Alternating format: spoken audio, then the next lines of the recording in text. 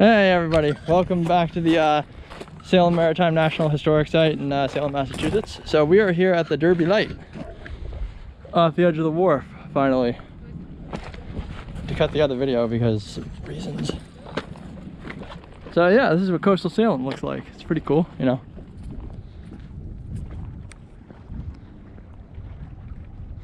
No, back over there might be Nahant or something. I don't know. I'm not so good with geography.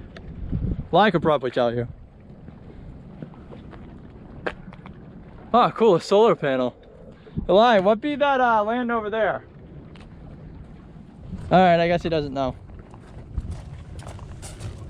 So yeah, this is Derby Wharf Light Station 1879, 71. That's neat. We're gonna go ahead and we're gonna take a picture of that. There we go. Need you to take a picture of me. Alright, should I cut the video? Whenever you're ready. Oh, come on, my camera's not working yet. Does your cell phone work? Yeah. Good. Could you take a black and white photo of me? I can try to. Does your camera take black and whites? Yeah, it should. Alright, guys, we will be back shortly. I gotta go do something.